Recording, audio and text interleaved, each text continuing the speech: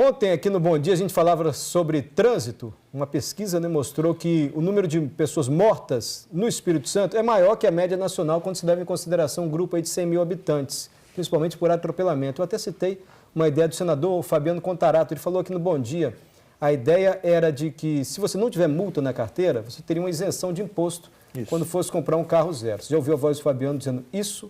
Porque o senador está aqui no estúdio. Tudo bem, senador? Tudo bem, graças a Deus. Está bem habituado lá em Brasília? Como é que está? Resistindo, verás que o filho teu não foge à luta. Senador, como é que está esse projeto? Eu lembro que o senhor falou aqui logo que foi eleito, que era uma ideia do senhor. Isso. E ontem veio aqui um representante, eu me esqueci agora o nome do grupo, é Observatório do Trânsito. Nacional do Trânsito. Obrigado, isso aí. E ele disse, não, toda ideia que visa educar o cidadão é boa e essa eu endosso. Andou esse projeto, não andou? Ele está sendo construído porque tem que ser uma coisa muito bem pensada, porque ela tem uma repercussão financeira de uma verba federal.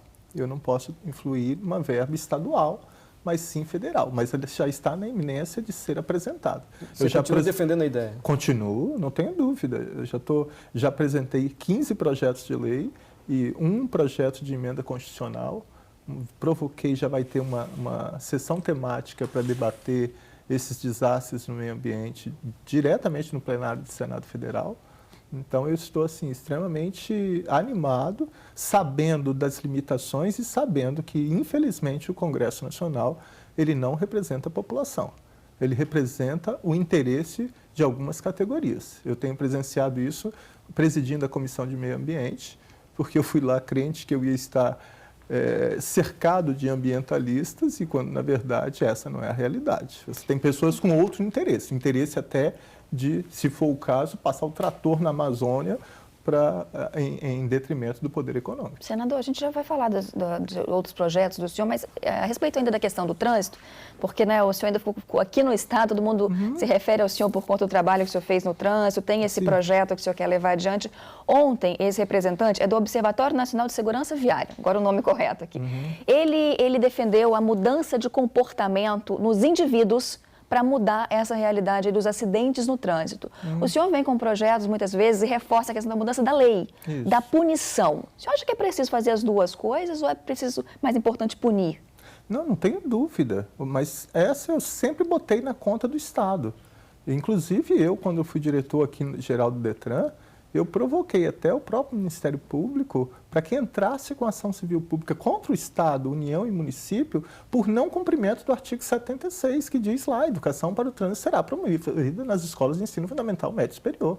Eu não defendo o rigor na lei, pura e simplesmente.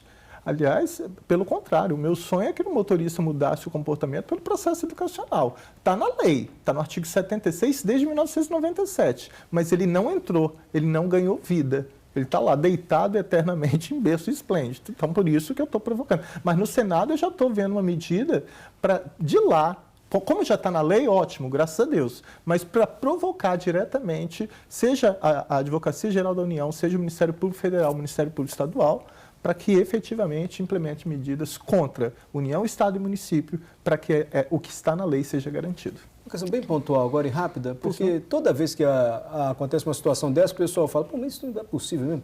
Porque, eventualmente, a gente mostra um acidente, que uma câmera flagrou o acidente. Você vê uma barbaridade no trânsito, mas essa imagem dessa câmera não pode ser usada contra o motorista lá, porque...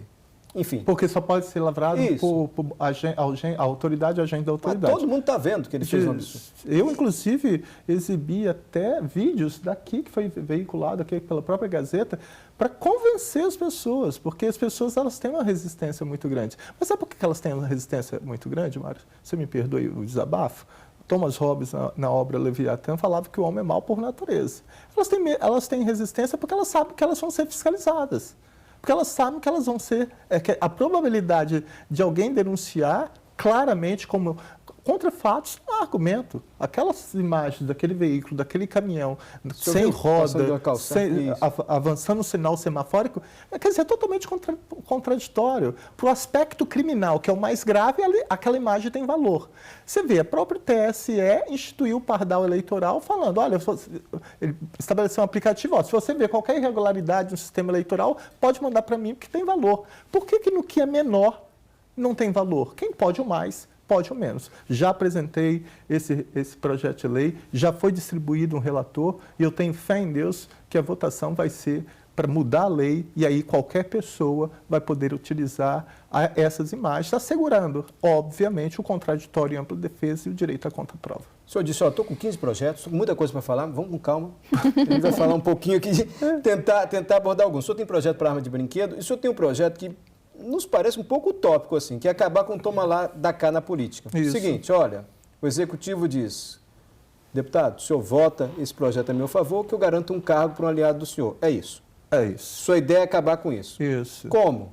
Como? Porque é visível. A coisa no Brasil, a certeza da impunidade é tão grande que os meios de comunicação em nível nacional demonstraram, por exemplo, o presidente da Câmara dos Deputados indo conversar com o presidente da República e já sair dali com a garantia de inúmeros cargos no segundo escalão, ou até mesmo, não quero nem entrar no mérito, mas às vezes liberação de verbas, de emenda, quer dizer, em troca de uma votação, como que fica o livre convencimento do parlamentar? Porque eu estou no Senado, não é por meu nome, eu estou representando quase 4 milhões de capixabas que estão aqui. O que acontece é fato. Agora, como é que o senhor vai provar isso? Porque, por exemplo, um membro do Legislativo pode dizer, não, foi me dada a prerrogativa de indicar um cargo, vou indicar um quadro técnico para isso. Qual é o problema? E como é que o senhor provaria que não, isso não é isso, isso não toma lá da cá? Não tem interesse público aí, tem interesse partidário, exclusivo ou individual? Todos os atos têm a lei de acesso de informação, você tem aí mecanismos que são divulgados no portal da transparência, no diário oficial. Eu não vejo dificuldades em se provar. E, às vezes, essa medida ela também tem um caráter pedagógico. Você estabelecer isso como ato de improbidade administrativa, que é um projeto de emenda constitucional que eu estou fazendo, além de um projeto de lei, falando que, uma vez caracterizado e essa barganha, isso caracteriza ato de improbidade administrativa, eu não tenho dúvida quem vai sair ganhando, e eles vão pensar mais vezes antes de efetivamente fazer esse tipo de conduta. Agora, que é uma relação que beira a promiscuidade, isso eu não tenho dúvida. E fere a imparcialidade. Estão chegando muitas perguntas aqui para o senhor. Eu não vou conseguir fazer todas as perguntas agora. Queria até que o senhor puder deixar um canal de comunicação dos telespectadores com o senhor. Mas o Romeu, ele pergunta aqui, o senhor acha que ele tinha mais autonomia como delegado do que está tendo como senador? Não, eu vejo assim, como senador eu tenho autonomia porque eu posso apresentar projetos de lei em todas as áreas. Eu apresentei recentemente um projeto de lei para incentivar a doação de sangue, alterando a lei da meia entrada. Eu estou fazendo o mesmo projeto para estimular a doação de medula óssea. Eu estou fazendo um projeto para aumentar a pena no roubo se a pessoa utiliza arma de brinquedo ou faca, que é uma arma branca. Já apresentei um projeto falando que portar arma de brinquedo, que é idêntica de verdade, ele ainda não está praticando roubo, mas eu, como delegado, já presenciei e a polícia sabe do que eu estou falando. Às vezes você dá uma busca pessoal numa pessoa, é visível que ele ia utilizar aquela arma de brinquedo para a prática de um roubo, mas ainda ele não foi, então não tem como falar que ele praticou um roubo tentado. Então, eu estou criminalizando, colocando lá na Lei 10.826 de 2003, na mesma pena incorre quem portar ou trazer consigo arma de brinquedo ou simulacro de arma capaz de atemorizar outrem. Então, existem muitas medidas que estão sendo feitas e que podem ser feitas. É claro que a pergunta vai fazer o seguinte, mas será que esses projetos de leis eles vão lá no final concretizar? Eu tenho um sonho que sim.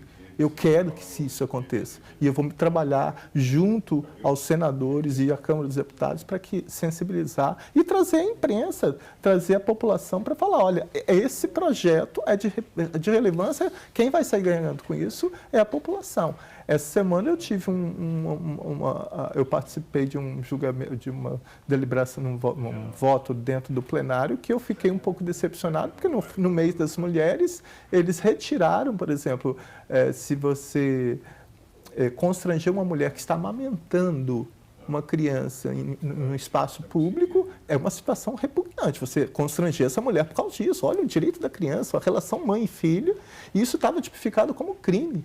E, infelizmente, o próprio Senado fala, não, isso nós não vamos considerar como crime. Quer dizer, então tem retrocesso que deixa você falando assim, cara, eles não estão querendo lutar por uma sociedade mais justa, fraterna e igualitária, como é o projeto agora que acaba com as cotas na participação das mulheres nos processos eleitorais. O senhor foi contra e foi mantido. Está mantido, mulher vai ter cota assim, no processo nos eleitoral. partidos. Eu sou contra retirar.